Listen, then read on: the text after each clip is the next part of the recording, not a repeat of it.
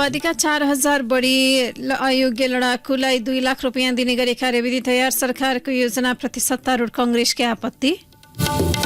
बालबालिकाको संरक्षणका लागि सञ्चालन भएका संयन्त्र प्रभावकारी बन्दै आर्थिक स्रोत र जनशक्तिको अभाव भने हट्न सकेन।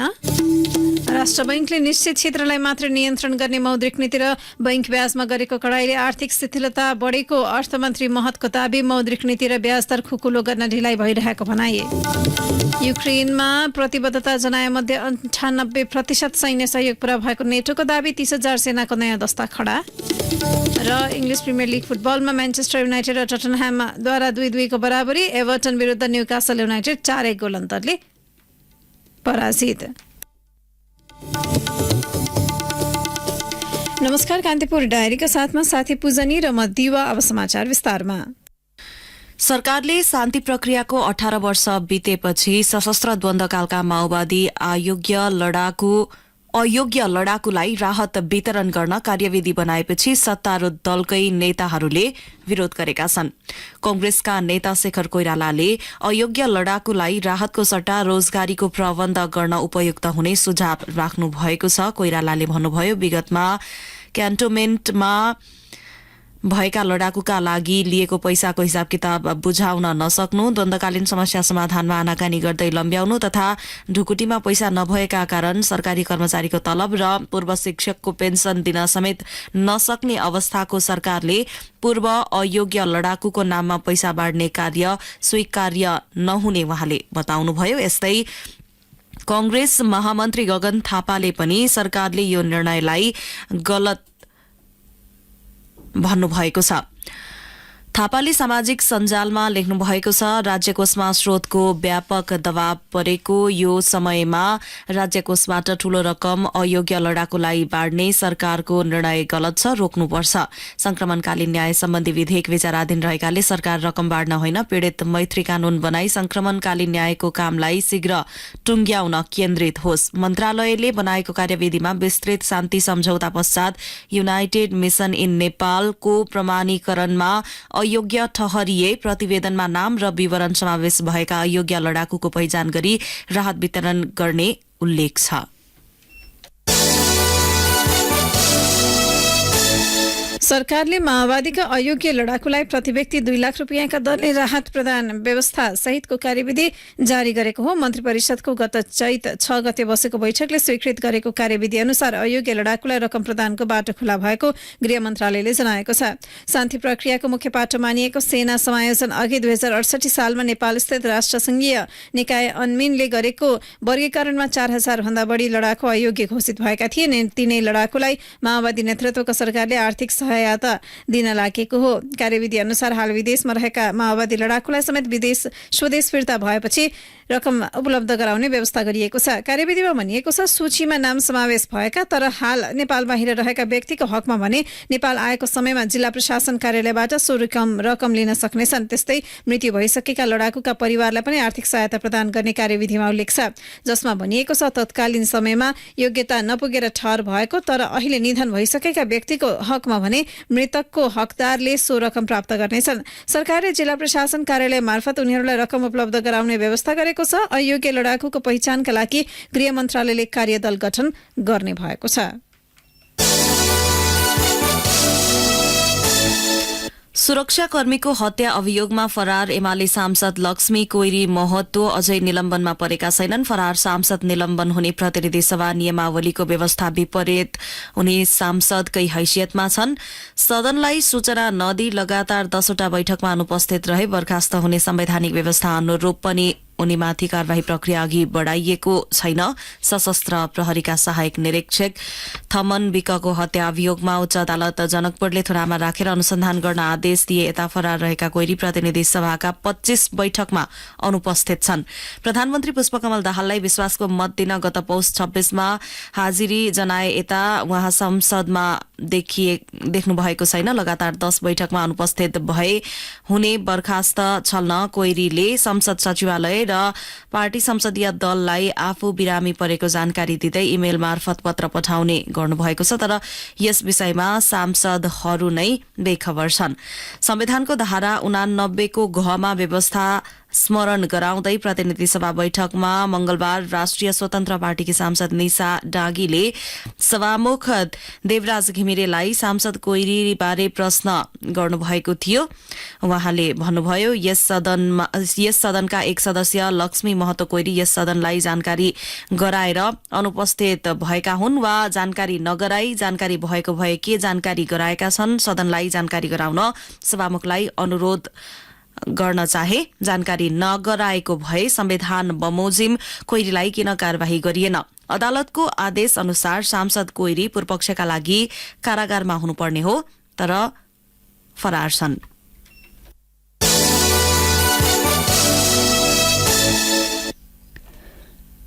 अर्थमन्त्री प्रकाश शरण महतले राष्ट्र बैंकले निश्चित क्षेत्रलाई नियन्त्रण गर्न मौद्रिक नीति र बैंक ब्याजमा गरेको कडाईले मुलुकमा आर्थिक शिथिलता बढेको बताउनु भएको छ। राष्ट्र बैंकले त्यसलाई खुकुलो पार्न ढिलो भइसकेको उहाँको भनाइ छ। मोरङ व्यापार संघ र उद्योग संगठनको संयोजनमा अर्थ मन्त्रालयले हिजो विराटनगरमा आयोजना गरेको आगामी बजेट तथा राजस्व नीति विषयक अन्तर्क्रियामा महतले यस सम्बन्धमा नीतिगत निर्णय गरेर अघि बढ्न सरकारले राष्ट्र बैंकलाई निर्देशन दिइसकेको बताउनु भएको छ। उहाँले भन्नुभयो मौद्रिक नीतिको जिम्मा राष्ट्र बैंकलाई छ। एउटा सन्दर्भमा मौद्रिक नीतिमा कडाई गरिएको छ। नीतिगत निर्णय कस्तो लिनुपर्छ भन्ने राष्ट्र बैंकको जिम्मेवारी हो तर मौद्रिक नीति र ब्याज दरमा खुकुलो गर्न ढिला भइसक्यो। राष्ट्र बैंकको मौद्रिक नीति र ब्याज दरले मुलुकमा निकै प्रभाव परेको मन्त्री महतले बताउनु भएको छ। त्यसमा पनि उद्योग व्यवसाय बढी प्रभावित भएको उहाँको भनाइ छ। मुलुकको आर्थिक व्यवस्था अहिले समस्यामा रहेको र त्यसलाई सुधार्न सरकारका सबै संयन्त्र एवं निजी क्षेत्र एक हुनुको विकल्प नभएको उहाँको धारणा छ। बढी बैंक ब्याज दरले समस्या सृजना गरेको र त्यो जब बिस्तारै सहजीकरणतिर जाने महतले जनाउनु भएको छ। मौद्रिक नीतिका टुल्सका कारण पनि पुँजी प्रवाह हुन सक्ने अवस्था नरहेको उहाँले प्रस्ट्याउनुभयो। मौद्रिक नीति मार्फत पुँजी प्रवाह गर्न जरुरी भएको उल्लेख गर्दै उहाँले वित्तीय नीतिलाई मुलुक सुहाउँदो ढंगले आगामी बजेट मार्फत कसरी अगाडि बढाउने भन्ने तयारी गरिरहेको बताउनु भएको छ। साइड क्लियरेन्स नहुँदा स्वदेशी र वैदेशिक लगानीका योजनामा पनि पुँजीगत समस्या रहेको महतको भनाइ छ। यसैबीच राजस्व संकलनमा कमी र बढ्दो चालु खर्चले मुलुकको सरकारी वित्तीय व्यवस्थापन चुनौतीपूर्ण बनेको राष्ट्र बैंकका गभर्नर महाप्रसाद अधिकारीले बताउनु भएको छ। यस्तो अवस्थामा अनावश्यक खर्च कटौती राजस्व चुहावट नियन्त्रण राजस्वको दायरा विस्तार र वैदेशिक सहयोग परिचालन बढाउनु पर्नेमा उहाँले जोड दिनुभयो। नेपाल राष्ट्र बैंकले 68औं वार्षिक उत्सवको अवसरमा काठमाडौँमा गरेको कार्यक्रममा बोल्दै गभर्नर अधिकारीले सरकारी वित्त कमजोर हुँदा सरकारी वित्त व्यवस्थापन चुनौतीपूर्ण बनेको दावी गर्नुभयो। गण्डकी प्रदेशको मुख्यमन्त्रीमा नेपाली कांग्रेसको संसदीय दलका नेता सुरेन्द्र राज पाण्डे नियुक्त हुनुभएको छ। प्रदेश प्रमुख पृथ्वीमान गुरुङले पाण्डेलाई संविधानको धारा 168 को उपधारा 2 अनुसार मुख्यमन्त्रीमा नियुक्त गर्नुभएको हो। पाण्डे माओवादी केन्द्र र एकीकृत समाजवादीको समर्थनमा मुख्यमन्त्री बन्नुभएको हो। गण्डकीमा सत्ता साझेदार दलबीच आलोपालो सरकारको नेतृत्व लिने सहमति अनुसार पहिलो चरणमा पाण्डेले नेतृत्व गर्ने सहमति भएको हो।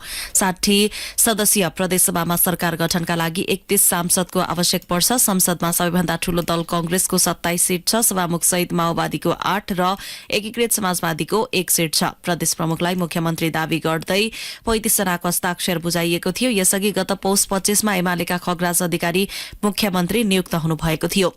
राष्ट्रपति निर्वाचनलाई लिएर बनेको नयाँ सत्ता समीकरण अनुसार सरकारबाट माओवादी बाहिरिएपछि अधिकारी नेतृत्वको सरकार अल्पमतमा परेको थियो। उता लुम्बिनी प्रदेशको मुख्यमन्त्रीमा नेपाली कांग्रेसका संसदीय दलका नेता डिली बहादुर चौधरी नियुक्त हुनुभएको छ।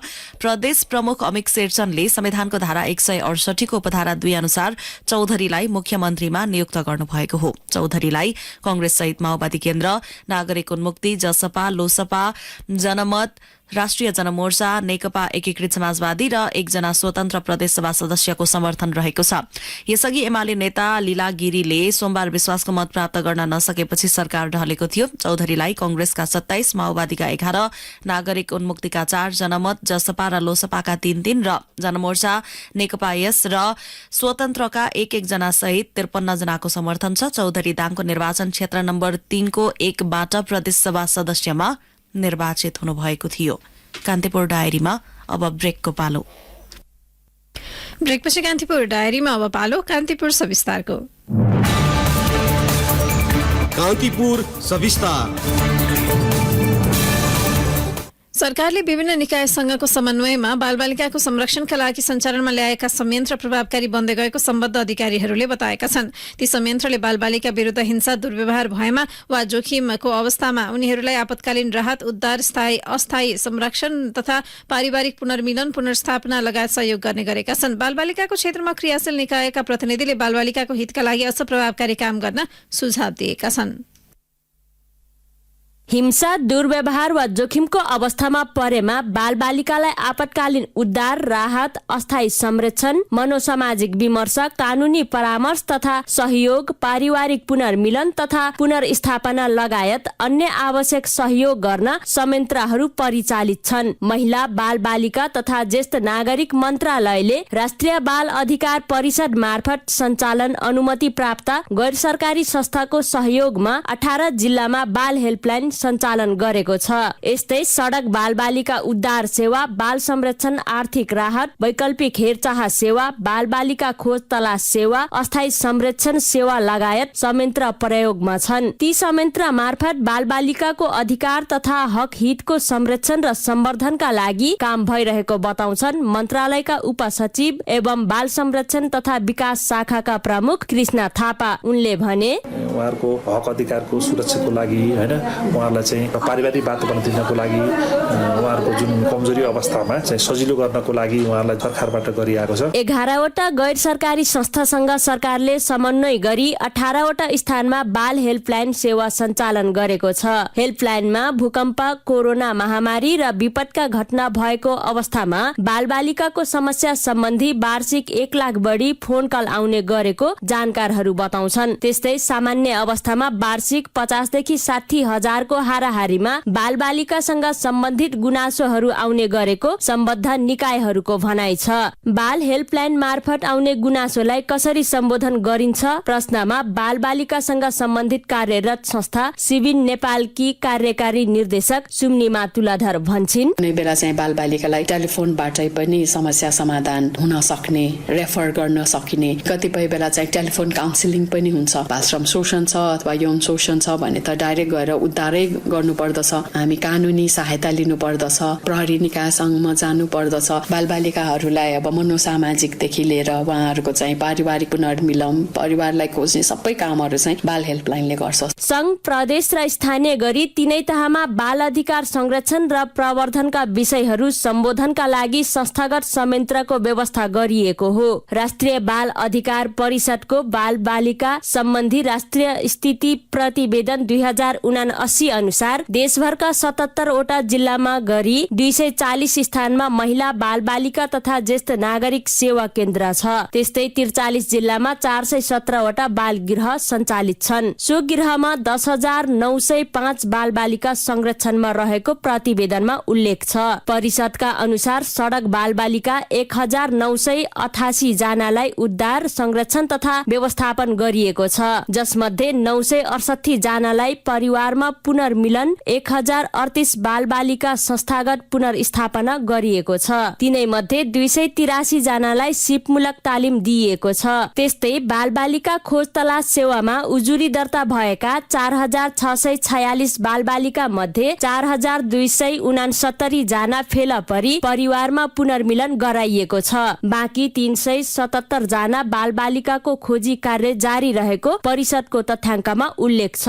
बालबालिकालाई परेको समस्याका आधारमा सहयोग गर्न संयन्त्रहरूमा प्रभावकारी ढंगले कार्य भएको दावी गर्छन् परिषदका सूचना अधिकारी राम बहादुर चन्द। उनले भने बालबालिकालाई स्पेसिफिक सेवा दिनको लागि हामीले अहिले संयन्त्रहरू चाहिँ जस्तो सडक बालबालिका आयो भने सडक बालबालिका सबैले पालन पोषण गर्न सक्ने, राख्न सक्ने कुरा हुँदैन। सडक बालबालिकासँग सिप भएको, सडक बालबालिकाको अवस्था जान्न सक्ने, त्यो किसिमको भौतिक पूर्वाधार लगायत त्यो किसिमको जनशक्ति भएको संस्थाहरू नै त्यसमा संलग्न हुने कुराहरू हुन्छ। त्यसो भएको हुनाले हामीले यो जुन संयन्त्रहरू चाहिँ हाम्रो संरक्षणको सवालको सन्दर्भमा हामीले आवश्यक भएका अलग अलग छुट्याएर उनीहरूलाई विशेषीकृत गरेर चाहिँ हामीले जुन सेवा उपलब्ध गरेका छौँ यो त प्रभावकारी भएको छ। विगतको तुलनामा संयन्त्रहरूले प्रभावकारी काम गरे पनि अझै पनि बाल संरक्षण संयन्त्र र सेवा सञ्चालनका लागि आर्थिक, जनशक्ति र भौतिक संरचनाको अभाव भने हट्न सकेको छैन। त्यसका लागि राज्यका सबै निकायले थप बालबालिकाको हितमा सहयोग गर्न आवश्यक भएको सम्बद्ध अधिकारीहरूको भनाइ छ।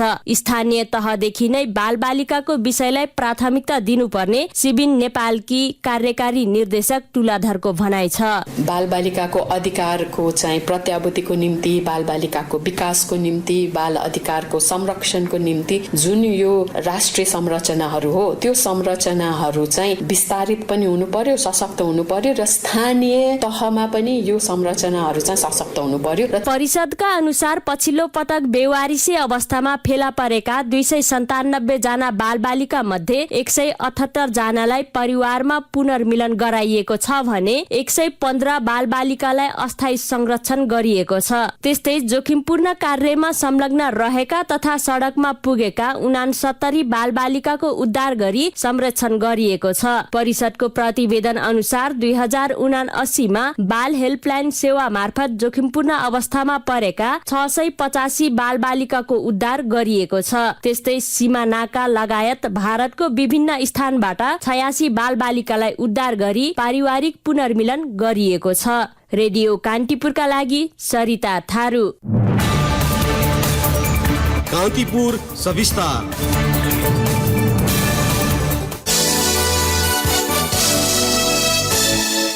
नेपाल र बेलायतले जलवायु परिवर्तन, गरिबी निवारण र दिगो विकास लगायत एजेण्डामा सहकार्य गर्ने भएका छन्। लन्डन स्थित परराष्ट्र राष्ट्रमण्डल विकास कार्यालयमा भएको नेपाल बेलायत द्विपक्षीय परामर्श संयन्त्र बीसीएमको 6औं बैठकले जलवायु परिवर्तन, गरिबी निवारण र दिगो विकास लगायत एजेण्डालाई अगाडि बढ़ाउने निर्णय गरेको हो। लन्डन स्थित नेपाली दूतावासले विज्ञप्ति जारी गर्दै बैठकमा दुई देशका प्रतिनिधि मण्डलका बीच द्विपक्षीय सम्बन्धका विविध विषयमा समीक्षा भएको जनाएको छ।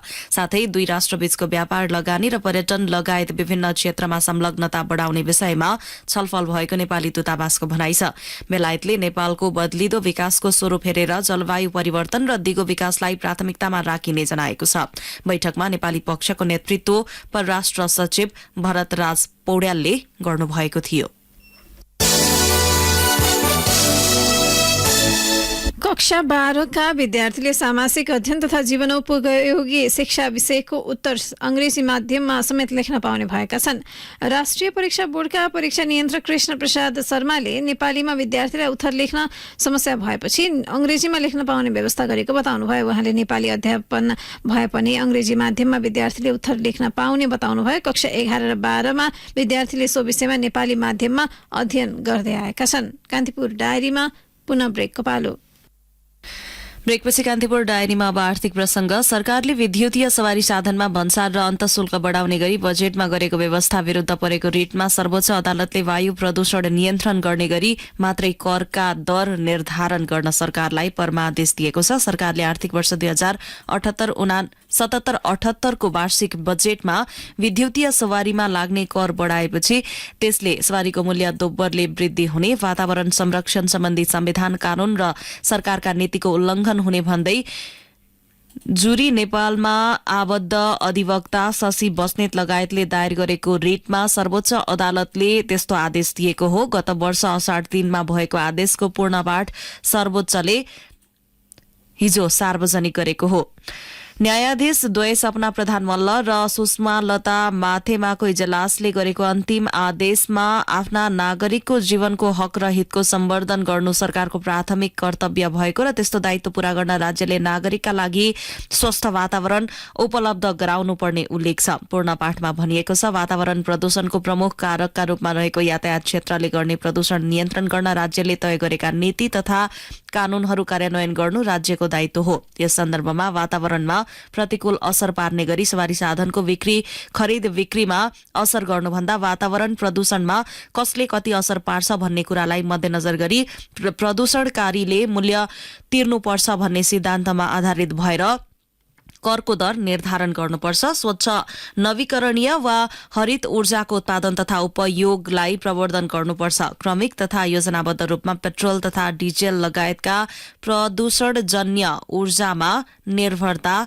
घटाउँदै लानुपर्छ। डाबर नेपालले थप 9 अर्ब 68 करोड रुपियाँ लगानीको समझदारी गरेको छ। डाबर नेपाल र लगानी बोर्ड बीच यस सम्बन्धी सम्झौता पत्रमा हिजो हस्ताक्षर भएको हो। डाबर नेपाल प्रणालीले पेश गरेको क्यापेसिटी इन्हान्समेन्ट एन्ड डाइभर्सिफिकेसन सम्बन्धी परियोजना प्रस्ताव अनुसार थप 9 अर्ब 68 करोड रुपियाँ लगानी गर्ने बोर्डले जानकारी दिएको छ।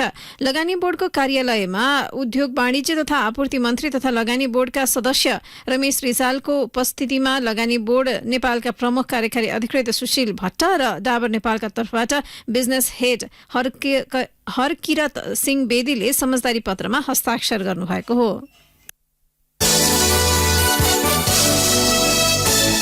अब अन्तर्राष्ट्रिय प्रसंग। युक्रेनमा प्रतिबद्धता जनाएको मध्ये 98% सैन्य सहयोग गरेको उत्तर एटलान्टिक सन्धि संगठन नेटोले दावी गरेको छ। नेटो आबद्ध राष्ट्रले युक्रेनलाई 1550 बख्तरबन्द गाड़ी र 230 वटा ट्याङ्कर उपलब्ध गराएको दावी गरिएको छ। नेटोका महासचिवका अनुसार रूस विरूद्धको युक्रेनी संघर्षमा प्रतिबद्धता जनाए अनुसारको सहयोग सामग्री पुर्याइएको छ। नेटोको सहयोगमा 30,000 सैनिकको नयाँ दस्ता खड़ा गरिएको छ। नेटोले युक्रेनलाई युद्धक हेलिकप्टर समेत दिएको जनाएको छ। नेटोले हालै चीनका तर्फबाट मध्यस्थताको प्रयासको प्रशंसा गरे पनि युक्रेनलाई मजबूत बनाउनु आफूहरूको मुख्य लक्ष्य रहेको बताउनु भएको छ। नेटोले प्रतिबद्धता अनुसार युद्ध सामग्री दिए पनि अपुग भएको भन्दै युक्रेनी राष्ट्रपति भोलोदिमिर जेलेन्स्कीले युद्ध विराम र लामो दूरीसम्म मार हान्न सक्ने क्षेप्यास्त्र सहयोग गर्न अपील गरिरहनु भएको अल जजिराले उल्लेख गरेको छ। इंग्लिश प्रिमियर लीग फुटबलमा म्यान्चेस्टर युनाइटेड र टटनह्यामले बराबरी गर्दै अङ्क बाँडेका छन्। टटनह्यामको घरेलु मैदानमा गैराती भएको खेलमा म्यान युनाइटेडले अग्रता जोगाउन नसक्दा 2-2 गोलको बराबरी खेल्दै अङ्क बाँड्नु परेको हो। खेलको 7औं मिनेटमा जेडन सान्चोले गोल गर्दै युनाइटेडलाई अग्रता दिलाएको। खेलको 44औं मिनेटमा मार्कस रासफोर्डले गोल गर्दै युनाइटेडलाई 2-0 को अग्रता दिलाएका थिए। खेलको 56औं मिनेटमा पेड्रो पारोले गोल गर्दै टटनह्यामलाई 2-1 को स्थितिमा फर्काए। त्यसपछि खेलको 79औं मिनेटमा सन युङमिनले गोल गर्दै टटनह्यामलाई 2-2 को बराबरीमा ल्याएका हुन्। बराबरीसँगै म्यान युनाइटेड 31 खेलबाट 60 अङ्क जोडेर चौथो स्थानमा छ। 5औं स्थानमा रहेको टटनह्यामको 33 खेलबाट 54 अङ्क छ। यसैगरी गैराती नै भएका अन्य खेलमा न्यूकासल युनाइटेडले एभर्टनलाई 4-1 गोल अन्तरले हराएको छ भने साउथह्याम्पटन बर्नमाउथसँग 1-0 गोल अन्तरले पराजित भएको छ। अब मौसम सम्बन्धी जानकारी। काठमाडौँ उपत्यका सहित मुलुकका अधिकांश स्थानको मौसम आज सामान्यतया सफा रहने जल तथा मौसम विज्ञान विभागले जनाएको छ। सुदूरपश्चिम कर्णाली र गण्डकी प्रदेशका पहाड़ी क्षेत्रका केही स्थानमा आंशिक बदली रही हल्का वर्षाको सम्भावना छ। काठमाडौँ उपत्यकाको अधिकतम तापक्रम 30 डिग्री सेल्सियस पुग्नेछ। सूर्योदय बिहान 5:27 भयो भने सूर्यास्त भरै साँझ 6:36 हुनेछ। अवस्था यसका साथै कान्तिपुर डायरीको यो बुलेटिन यही सकिन्छ। साथी पूजनी र म दिवा बिदा माग्छौं। नमस्कार।